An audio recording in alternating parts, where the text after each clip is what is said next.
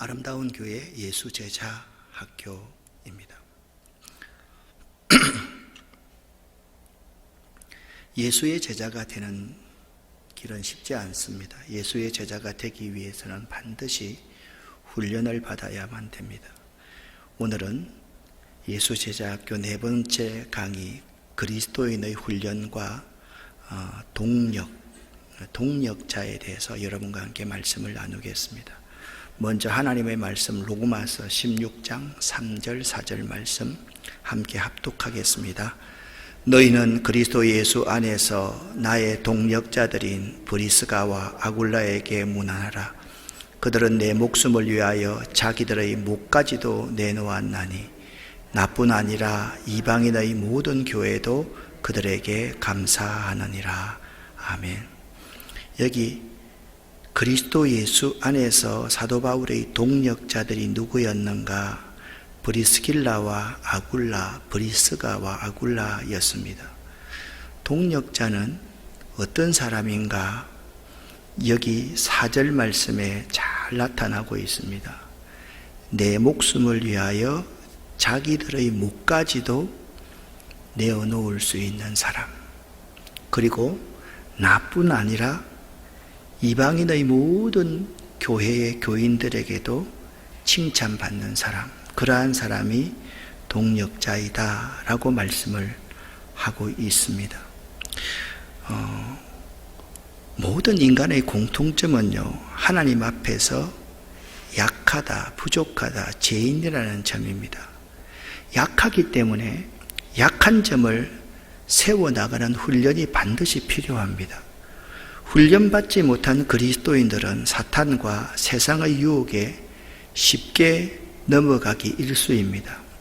연약성, 재성 때문에 우리들에게는 훈련이 반드시 필요합니다. 좀 더 훈련이 필요한 이유를 여러분과 함께 생각을 해 본다면, 먼저 구원의 분야입니다. 이 구원에는 안전성과 영원성이 있습니다. 그러니까 우리가 하나님 앞에 구원받는다는 것은 안전한 것이고, 한번 구원받으면 영원히 구원을 받습니다. 그리고 이 안전성과 영원성이 있는 동시에 이 받은 구원을 잃어버릴 가능성이 동시에 존재합니다. 그래서 믿음은요, 구원의 안전성과 영원성을 보장하지만 훈련이 없으면 이 구원을 잃어버릴 수 있다라는 사실입니다. 우리가 한번 예수를 믿고 구원받고 이 구원이 영원히 하늘나라까지 이르도록 하기 위해서 이 중간 과정에서 반드시 뭐가 있어야 되느냐? 훈련이 있어야만 된다. 왜? 인간은 연약하기 때문에 받은 구원을 빼앗길 수가 있고 잃어버릴 수가 있는 존재이기 때문에 훈련이 꼭 필요하다라는 점이죠. 그리고 훈련되지 않는 군인이 승리를 기대하는 것은 참 어리석은 일입니다. 우리가 사단이 있다, 사탄이 있다, 마귀가 있다라는 사실을 꼭 명심하고 알아야만 됩니다. 예수 믿는 것만큼이나 사단이 실제한다는 사실을 아는 것은 매우 중요합니다. 많은 그리스도인들이요, 예수를 믿으면서도 사단의 존재를 인정하지 않는 사람들이 참으로 많습니다. 이 사단과 우리 그리스도인 사이에는 항상 영적 전쟁이 벌어지는데, 전쟁에서 이기려고 하면 이 군사가요, 훈련하지 않고 전쟁에서 이긴다, 그건 있을 수가 없는 일임을 알아야만 합니다. 훈련되고 무장된 군인은 승리의 깃발을 높이 들 수 있듯이 그리스도인들도 이 세상과 마귀에 대해서 승리하려고 하면 반드시 우리에게 훈련이 필요하다라는 점을 알아야만 됩니다. 그런 의미에서 훈련은요, 우리의 연약함을 보강해 줍니다. 보완해 줍니다. 사실 성공이라는 것을 사람들은 이상하게 생각하는 건데, 성공이라는 것이 별게 아닙니다. 그것은 훈련과 모험 자체를 우리가 즐길 때 성공은 우리에게 따라온다라는 것을 알아야만 됩니다. 훈련하지 않고 이길 수가 없습니다. 모험하지 않고 도전하지 않고 이길 수가 없습니다. 날마다 현실에 만족하고 있으면 우리는 도무지 이길 수가 없는 것입니다. 즉, 훈련과 성공은 서로 비례한다라는 사실을 알아야만 됩니다. 여러분, 운동을 하는 사람들을 가만히 한번 보십시오. 축구를 하거나 농구를 하거나 배구를 하거나 모든 것이 참 중요한 게 팀워크입니다. 팀워크. 팀이 함께 일하는 거죠. 그 팀워크에는 꼭 약속이 있습니다. 이렇게 하면 어떤 약속이 있고, 이렇게 하면 어떤 약속이 있고, 이렇게 하면 어떤 약속이 있습니다. 그래서 배구를 할 때 보면 세트가 뒤에 돌아서서 아니면 해가지고 이렇게 합니다. 그러면 서브가 들어왔을 때 이렇게 했을 때는 우리 약속이 되어 있는 거예요. A킥을 하자. 그러면 사정없이 라이트 레프트도 뜨면서 A킥을 하는 사람이 떠서 공격을 하는 것이죠. 축구도 마찬가지입니다. 어떤 지역에서 어떤 사람이 공을 차든 간에 세트피스를 할 때 반드시 약속된 약속이 있습니다. 자, 누구 한 사람이 앞으로 끌고 나가면 수비가 따라갑니다. 그럴 때 저 뒤에서 중간을 치고 들어오면서 헤딩으로 또 어떤 세트피스로 골을 넣는 경우가 참으로 많습니다. 그리스도인들도요, 평소에 철저하게 훈련되지 않으면 성공할 수 없고 승리할 수 없다라는 사실을 알아야만 됩니다. 그렇다면 이 훈련의 목적이 무엇입니까? 훈련의 궁극적인 목적은 주의 형상을 닮아 성령의 능력으로 겸손한 자세를 가지고 주님이 맡기신 사명을 감당해 나가기 위해서 훈련을 받는 것입니다. 너무 어렵습니다. 쉽게 말하면 그리스도인답게, 예수의 제자답게 살아가기 위해서 훈련한다라는 것입니다. 그런데 우리 그리스도인이 받는 훈련과 세상 훈련과의 차이점이 있습니다. 뭐냐면 세상 훈련은 자신의 잠재력을 개발하는 것이 세상의 훈련입니다.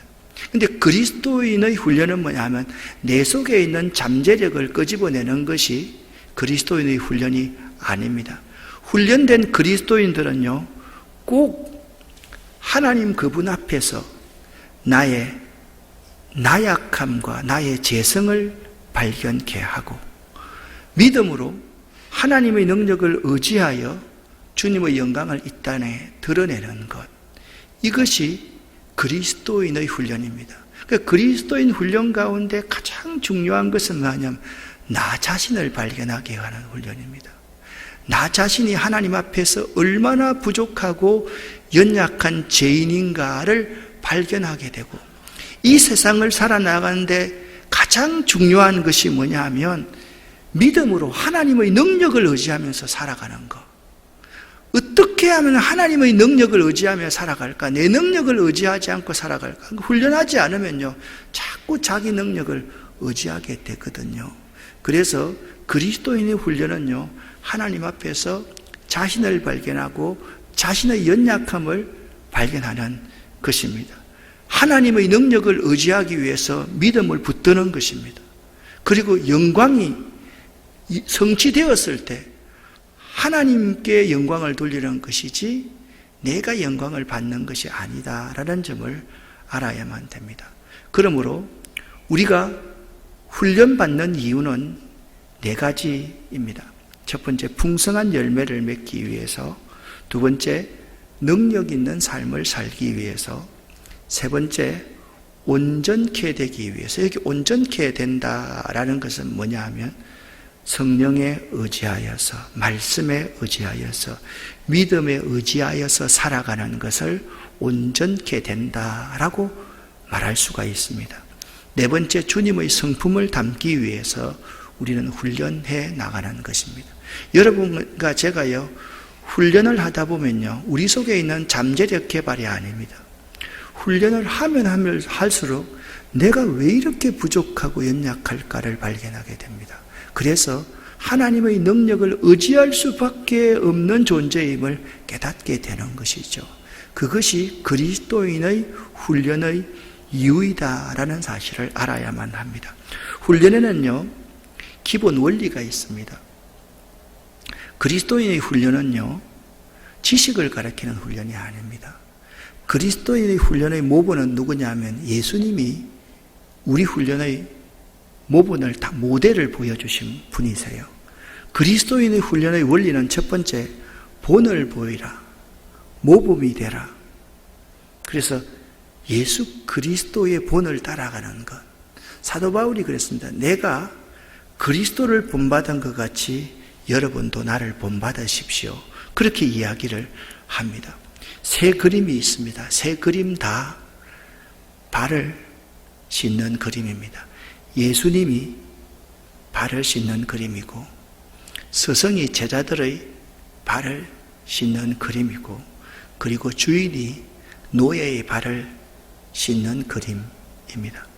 고린도전서 11장 1절에 내가 그리스도를 본받는 자 된 것 같이 너희는 나를 본받으라 라고 사도 바울이 말하고 있습니다.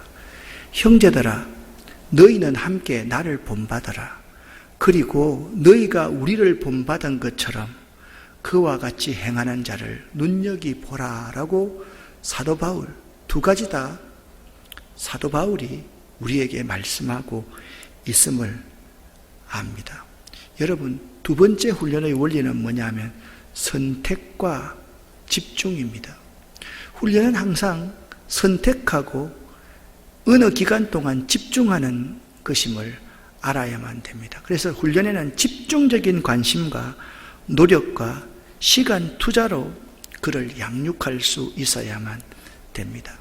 여기 선택과 집중을 그림을 만들어 놓았는데, 선택, 예수님은 제자들을 주도적으로 선택하셨습니다. 근데 세상의 기준으로 선택하지 않았습니다. 공부 잘하는 사람, 그 시대의 유명한 사람, 율법학자들, 그런 사람들을 자기 제자로 선택하지 않았습니다. 주도적으로 선택하셨습니다. 예수님은 하나님이셨기 때문에 하나님의 자신의 뜻에 따라서 제자들을 선택하셨습니다. 그리고 3년 동안 동고동락하면서 집중적으로 본을 보이시면서 자신의 삶을 통해서 그리고 말씀으로 훈련하셨습니다. 예수님의 제자 훈련의 방법은 선택과 집중이었습니다. 여러분, 어떤 일이든지 성과를 내기 위해서는 반드시 선택하고 집중할 수 있어야 된다라는 점을 알아야만 하는 것입니다. 그리고 세 번째는 단계별 육성 원리가 있습니다. 이것이 인생의 원리입니다. 모세의 단계입니다. 모세의 인생 세 가지 단계가 있잖아요. 첫 번째는 I am something의 단계다. 내가 무언가를 할 수 있다라고 생각하는 단계이다. 그래서 1세부터 40세까지 있죠. 40세부터 80세까지가 I am nothing의 기간이었습니다. 무슨 말씀입니까? 그가 자기가 무언가 할 수 있다고 생각했을 때는 살인자가 되었습니다. 그런데 광야로 도망가서 살인자가 돼서 도망가서 보니까 자기가 할 수 있는 일이 아무것도 없는 거예요. 그런데 자기가 할 수 있는 것이 아무것도 없다고 생각했을 그 80세가 될 때 하나님께서 떨기나무 불꽃 가운데 나타나셔서 모세야, 모세야 라고 부릅니다. 내가 쓴 것은 거룩한 것이니 내 발에 신을 벗어라 라고 말씀하시면서 80세부터 120세까지 모세가 하나님의 부르심을 위해서 하나님께 쓰임받는 존재가 됩니다. 아브라함의 모습을 한번 보십시오. 아브라함의 첫 번째 단계는 떠나는 단계입니다. 갈대아 우르를 떠나는 단계입니다. 세상을 떠나는 단계입니다. 가족을 떠나는 그러한 단계입니다. 자기 기득권을 떠나는 단계입니다. 그리고 아브라함의 두 번째 단계는 믿을 수 없는 것을 믿는 단계입니다. 어떻게 지금 내 나이에 아들을 낳을 수 있단 말입니까? 내 아내가 경수도 끊어졌는데 어떻게 아들을 낳는단 말입니까? 믿을 수 없는 것을 하나님은 믿으라 하십니다. 두 번째는 믿는 단계입니다. 세 번째 아브라함의 단계는 드리는 단계입니다. 네 가장 소중한 독자 이삭을 나에게 바쳐라. 여러분, 이게 말이 됩니까? 줄 때는 언제고 왜 뺏어가십니까? 하나님은 그 바치라는 그 아브라함의 사건을 통해서 우리에게 예수 그리스도의 십자가의 대속의 사건을 보여주고 계십니다. 이제야 네가 나를 사랑하는 줄 알았다라고 하나님께서 그 모리아 제단에서 아브라함을 인정을 하십니다. 요셉도, 여호수아도, 12제자들도, 사도 바울도 다 인생의 단계를 이렇게 거치고 있습니다. 제가 나름대로 이렇게 한번 정해보았습니다.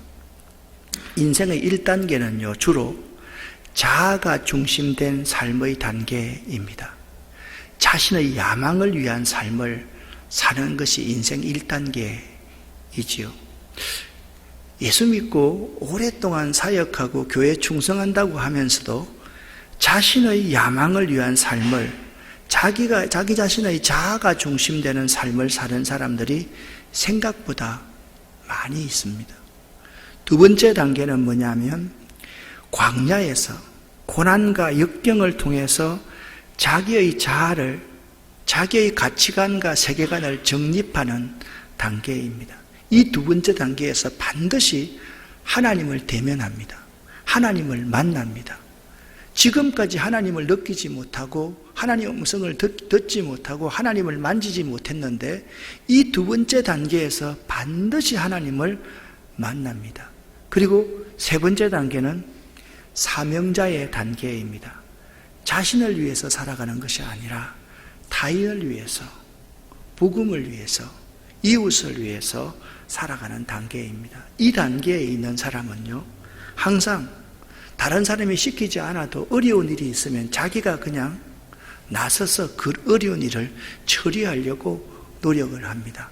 안 해도 됩니다. 그러나 누군가가 해야 된다고 하면 내가 그 일을 하겠노라고 나를 보내주세요. 내가 하겠습니다. 라고 하는 단계가 세 번째 단계입니다. 특별히 훈련의 기본 원리에서 스스로의 깨달음은 자신의 인생의 가장 큰 서성, 교훈이 되고 도전이 된다라는 것을 알아야 됩니다. 그분을 대면하고 나서, 아니 인생을 실패하고 나서 그분을 대면하기 전에 있잖아요. 극심한 광야의 고통 가운데 내몰리면서 이게 아닌데 라는 생각을 하게 됩니다. 그리고 나서 깨닫습니다. 그렇지. 내가 이렇게 살아서는 안 되는 거지. 그것이 자기 자신에게 그렇게 큰 스승이 될 수가 없는 것입니다. 항상 이 훈련을 한다는 것은요, 스승이 있고 지도자가 있고 제자가 있습니다. 스승은 가르치는 데 끝나는 것이 아니라 본을 보이는 것은 같이 함께 어우러져 하는 것입니다. 한 사람은 하고 한 사람은 가르치는 것이 아닙니다. 함께 해 나가는 것입니다. 이런 것을 영어로는 팀 훈련이다, 팀 스피릿 훈련이다 라고 말합니다. 팀 스피릿이라는 말, 팀 정신 훈련이라는 말이 전쟁 용어가 아닙니다. 예수님과 예수님의 12제자의 3년 동안의 훈련은 팀 스피릿 훈련이었습니다. 어떤 정신입니까? 사랑의 정신으로 무장해서 그들 스스로가 예수의 증인이 되는 훈련이었다. 거기서 이제 동력이 있고 동력자가 이제 태어나는 겁니다. 나아지는 겁니다. 여러분, 신뢰할 수 있는 사람이 옆에 있다는 것이 얼마나 큰 축복인지 아십니까? 내가 신뢰할 수 있는 사람이 내 곁에 있다. 그것만큼 큰 축복이 없습니다. 저는 이렇게 생각합니다. 목회자에게 가장 큰 축복은요, 신뢰할 수 있는 동력자가 주변에 많이 있는 목회자가 가장 큰 축복이고 가장 큰 행복을 누리는 사람이라고 생각합니다. 여러분 어떻게 생각하십니까? 제가 행복한 목회자겠습니까? 아니면 불행한 목회자이겠습니까? 저는 정말 여러분이 있어서 행복합니다. 저는 가만히 생각해 보면 있잖아요. 때때로 뒤돌아보고 이렇게 하면 너무 행복한 거예요. 너무 좋은 거예요. 정말이에요. 저는 있잖아요. 교회를 운영하다가 어려운 일이 있으면 그 누구의 정말 내가 신뢰하는 분에게는 좀 도와달라고 이런 이야기들을 자주 합니다. 그러면 그분들이 있잖아요. 기꺼운 마음으로 저를 도와줍니다. 그래서 저는 항상 그런 생각만 하면 이렇게 눈물이 맺힙니다. 제가 그냥 드리는 말씀이 아닙니다. 눈물이라는 것을요, 그냥 스스로 짠다고 해서 눈물이 날 수 있는 게 아니거든요. 정말 이 아름다운 교회에 있는 특별히 수요 예배에 나오시는 여러분 한 분 한 분들은 저의 아주 중요한 동력자, 새벽 재단을 쌓아주시는 분은 얼마나 중요한 동력자인지 모릅니다. 때때로 여러분이 저의 아주 중요한 동력자라는 사실을 저는 이렇게 확신합니다. 하나님이 이분들을 새벽 재단에 수요일날, 주일날, 그리고 각 공동체 모임에 붙여주셨다라고 믿습니다. 정말 저도 있잖아요. 저녁 때 이렇게 새벽 예배 준비를 하고 이렇게 하면 참 힘들거든요. 새벽 예배 준비를 하고 나면 주로 마치면 11시 반 아니면 12시 반이 될 때도 참 많이 있습니다. 그리고서 집에 덜렁덜렁 가면 있잖아요. 정말 새벽별 보고 나왔다가 새벽별 보고 들어갈 때가 참 많습니다. 수요일 같은 데도 오후 3시 정도만 되면 그때부터 설교 준비를 시작합니다. 그런데 설교 준비가 되어 있는 날이나 설교 준비가 좀 덜 되어 있는 날이나 7시 20분, 25분까지는 그냥 분초를 잽니다. 그리고 수요일마다 밥을 먹지 않고 그냥 과일이나 빵 같은 거를 좀 먹고 이렇게 하는데요. 그거 먹을 시간이 없을 때가 대부분입니다. 이해가 되십니까? 제가 하는 일을요, 제가 여러분에게 자랑하려고 하는 것이 아닙니다. 제가 무슨 말씀을 하려고 하는가 하면 새벽 예배를 준비하면 새벽 기도에 나오시는 여러분이 보이기 때문입니다. 수요 예배를 준비하시면 수요 예배에 나오는 여러분이 보이기 때문에 그렇습니다. 오늘은 그래도 제법 수요 성경 강의에 많이 나왔습니다. 이럴 때 내가 얼마나 보람 있고 좋은지 아십니까? 여러분, 참 중요한 것은 그에게 동력자가 있다는 것만큼 큰 축복이고 행복한 사람이 없습니다. 서로를 신뢰하고 부족한 부분을 보충해주는 동력자의 관계는 매우 아름다운 관계임을 알아야만 됩니다. 원래 동력자라는 이 의미는 이런 뜻입니다. 함께 한다, 함께 시간을 보낸다, 무거운 짐을 함께 지고 매를 함께 맞는 사람을 동력자라고 이야기를 합니다. 즉, 동력자라는 것은 함께 살고 함께 가고 함께 열매를 거두는 사람을 동력자라 그렇게 말합니다. 이 동력은 항상 함께함이 있습니다. 함께 시간을 보내는 거예요. 함께 하는 거예요. 무거운 짐을 함께 지는 거예요. 그리고 매를 맞을 때 한 사람만 두지 않고 같이 매를 맞는 거예요.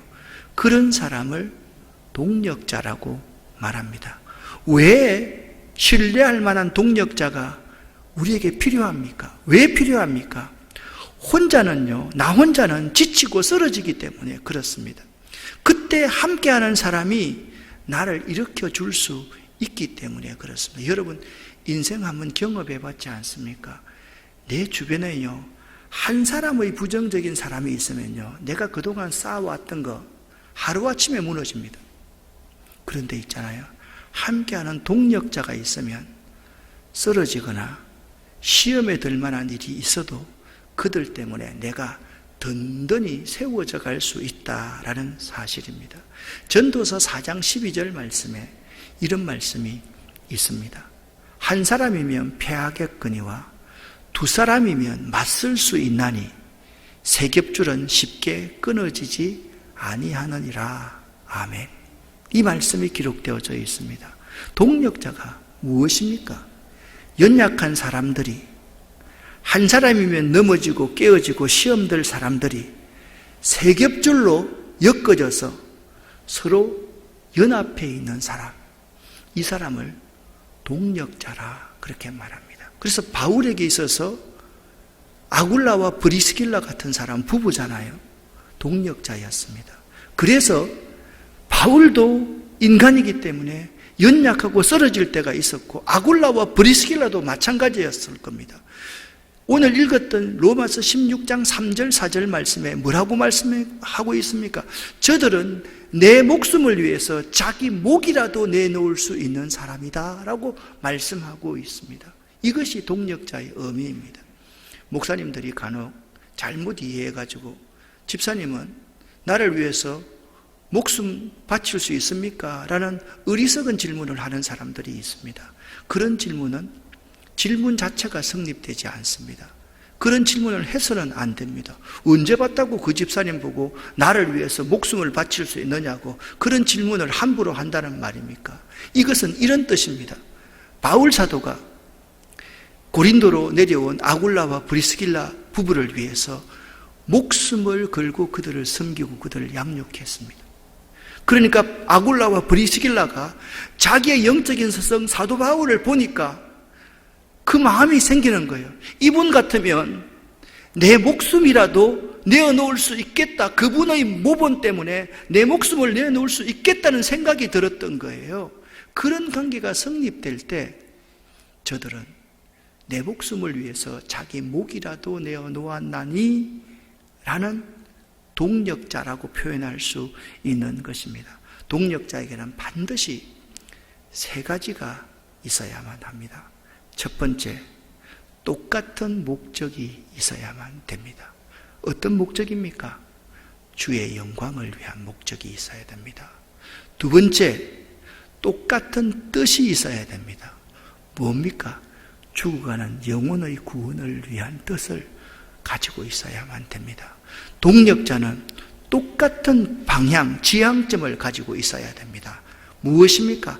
하나님 나라와 하나님의 비전을 위해서 나아갑니다. 그래서 동력자는요, 세 가지가 있어요. 목적, 뜻, 방향이 똑같이 있어야지 동력자다라고 말을 할 수 있습니다. 사랑하는 여러분, 여러분과 제가 좋은 동력자가 되려고 하면 먼저 뜻을 같지 않은 사람이 되어야만 합니다. 내 뜻을 상대에게 강요하는 것이 아니라 예수님께서는 몸소 모본을 보이시면서 하나님의 뜻이 무엇입니까? 죽는 것 아닙니까? 희생하는 것 아닙니까? 십자가에 매달리는 것 아닙니까? 그래서 사람의 영혼을 구원하면서 하나님 나라를 확장하는 것이 하나님의 뜻 아니었습니까? 예수님께서는 뜻을 같지 않은 사람이 되셨습니다. 이는 상대방의 사정을 절절히 생각하는 사람을 말을 합니다. 두 번째는 동력자는요, 상대방을 위해서 공동체 예수의 일을 먼저 구하는 사람입니다. 좋은 동력자는요, 항상 상대방을 먼저 구하고, 그래서 조이라는 J-O-Y, 이게 조이라는 기쁨이라는 뜻 아닙니까? J, Jesus first. O, others second. Y, you third. 예수가 첫 번이고, 그죠? 다른 사람, 이웃이 그 다음이고, 내가 세 번째다. 이것이 조이 선교회가 해석하는 조이라는 뜻이라고 말하고 있지 않습니까? 좋은 동력자가 된다는 것은요, 예수가 먼저요, 내 옆에 이웃이 두 번째요, 내가 세 번째 되는 사람, 상대방을 먼저 구하고 공동체를 먼저 구하고 예수의 일을 먼저 구하는 사람이 좋은 동력자가 될 수가 있습니다. 두 종류의 사람이 있다라고 생각을 합니다. 자기 위해 믿고 자기 위해 일하고 자기만을 위해서 기도하는 사람이 있습니다. 또 한 부류의 사람이 있습니다. 하나님의 영광을 위해서 일하고 주께 쓰임받기 위해서 기도하는 사람이 있습니다. 정말 우리가 좋은 동력자가 되려면 상대방을 먼저 생각하고 공동체를 먼저 생각할 수 있는 사람이 되어야만 합니다. 세 번째 좋은 동력자는요, 함께 더불어 수고하는 사람입니다. 이미 좋은 동력자입니다. 바울의 선교 사역은 매우 힘든 사역이었습니다. 바울의 믿음의 아들이었던 디모데는 자식이 아비를 섬기듯이 자신의 스승인 바울과 함께 하나님의 사역에 기꺼이 동참했습니다. 지도자에게 누구보다 필요한 사람은 함께 더불어 수고하는 사람이라는 것을 알아야만 합니다. 좋은 동력자는 이런 사람입니다. 뜻을 같이 아는 사람, 상대방, 공동체, 예수의 일을 먼저 구하는 사람, 그리고 함께 더불어 수고하는 사람이 좋은 동력자다. 그런데 우리가 동력자가 될 때 유의할 점이 있습니다. 제대로 된 동력자가 되려면 하나님의 말씀에 대한 바른 믿음과 확신이 있어야만 합니다. 이것이 없을 때 우리들은 그분의 뜻과 어긋나는 길로 갈 수밖에 없고 독한 창질처럼 다른 사람들의 믿음을 썩게 만들 수가 있습니다. 그래서 바울은 진리의 말씀을 옳게 분별하라라고 말씀하고 있고요. 의사 누가는 사도행전 11장에서 바나바의 입술을 통해서 죽게 붙어 있는 자가 되라라고 말씀하고 있습니다. 여러분, 동력자 가운데서 하나님 말씀, 하나님의 뜻과 바른 믿음을 갖지 못한 사람이 동력한다고 있으면요, 그분과 함께 썩어지고 죽어진다는 사실을 꼭 명심해야만 합니다. 두 번째, 제대로 된 동력자가 되려면 반드시 연단을 통해서 흔들림이 없는 사람이 되어야만 합니다.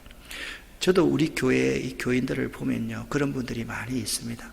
평탄하게 살아가다가 병이 오는 거예요. 아차, 이게 아니로구나. 실패가 오는 거예요. 좌절이 오는 거예요. 내 뜻대로 잘 안 되는 게 있는 거예요. 사람이 나한테 절망시키고 실망을 주는 거예요. 이때 있잖아요, 그 연단을 통해서 내가 흔들림이 없는 견고한 반석 같은 사람이 됩니다. 그래서 제대로 된 일꾼은요, 반드시 고난을 통해서 연단을 받는다라는 사실입니다. 그래서 고린도후서 1장 18절 말씀이나 로마서 8장 17절 말씀을 명심할 수 있어야만 됩니다. 우리가 그와 함께 영광을 받기 위하여 고난도 받아야 할 것이니라 라고 말씀하고 있습니다. 자, 마지막 부분입니다. 우리가 좋은 동력자를 위하여서, 좋은 동력자는요, 항상 함께 세겹지리를 이루는 좋은 동력자라고 한다면 공동의 목표와 공동의 비전을 가지고 있어야 좋은 동력자가 될 수가 있습니다.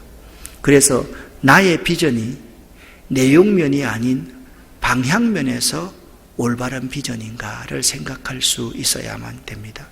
내 비전이 무엇인가에 대해서, 또 더하여서 내 비전이 누구 때문인가를 생각하면서 나 의지를 자꾸 주장하지 말고 함께 올바른 비전인가, 방향이 올바른가를 서로 맞추어 갈 수 있어야만 되는 것입니다. 또한 좋은 동력자를 위하여서는 나의 비전이 땅끝까지 복음 전파하는 것과 일치하는지를 반드시 점검해 보아야만 합니다. 우리의 좋은 동력을 위해서 나의 비전이 이 땅에서는 결코 이루어지지 않을, 그러나 우리는 실현하기 위해서 노력해야 될 푸른 꿈인지, 즉 하나님 나라를 향한 것인가, 나의 비전이 하나님이 원하시는 나라, 하나님이 통치하시는 나라, 하나님의 정의가 실현되는 나라를 향하는가, 그것을 한번 점검해 볼 수 있어야 됩니다. 마지막으로 내가 속해 있는 공동체가 확실히 지향하는 바 올바른 비전이 있는 곳인가, 그 비전이 성경적이고 올바른가를 체크해 볼 수 있어야 됩니다. 얼마나 내가 아는 사람이 많은가, 그것이 내 공동체 구성원이 되는 조건이 아니라는 것을 알아야 됩니다. 사랑하는 여러분, 여러분과 저는 비전과 개인의 야망에 대해서 지난 시간 2주 동안 함께 생각해 보았습니다. 간혹 보면요, 비전이 아닌 개인의 야망을 비전으로 오해하는 사람들이 많습니다. 여러분, 내 비전이 공동체의 유익을 위해서, 하나님 나라를 위해서 가려고 하면 이 동력자들이 한 방향으로 비전이 일치되게 그리고 조화를 이루면서 나아갈 수 있어야 된다라는 겁니다. 지금까지 3과를 여러분과 함께 생각해 보았습니다. 첫 번째, 복음이 무엇인지를 바로 알아야만 됩니다. 다음으로 내가 가진 비전의 방향을 확인하고 점검해 보아야만 합니다. 그리고 반드시 훈련해야만 합니다. 훈련이 없으면 바른 태도와 자세를 가질 수가 없습니다. 또한 훈련된 동력자가 없으면 연약한 사람은 반드시 무너집니다. 내 주변에 꼭 하나님의 사람이 필요합니다. 함께 무거운 짐을 지고 함께 매를 받아주고 함께 시간을 보내줄 수 있고 함께 걸어갈 수 있고 함께 거둘 수 있는 사람, 그 사람들이 예수님 주변에 12명이 있었다라고 성경은 증언하고 있습니다. 여러분과 제가 바로 그 동력자가 될 수 있습니다. 여러분과 제가 우리 주님의 동력자, 하나님의 교회를, 하나님의 영광을 위한 동력자가 될 수 있기를 예수 이름으로 간절히 축원합니다. 기도하겠습니다. 살아계신 아버지 하나님, 오늘 그리스도인의 훈련과 동력자에 대해서 생각해 볼 수 있도록 도와주셔서 감사합니다. 복음이 무엇인지, 비전이 무엇인지, 우리가 왜 훈련받아야만 하고 또 훈련을 통해서 우리가 어떤 자가 되어야 되는지를 생각해 볼 수 있게 도와주셔서 감사합니다. 우리가 바울 사도에게 브리스길라와 아굴라가 있었던 것처럼, 디모데가 있었던 것처럼 우리 모두가 하나님의 나라를 위한 동력자들 될 수 있도록 도와주시옵소서. 오늘도 하나님 저희들에게 기도할 수 있는 기도의 영을 부어 주시옵소서. 예수 그리스도 이름으로 축복하옵고 간절히 기도 올립니다. 아멘.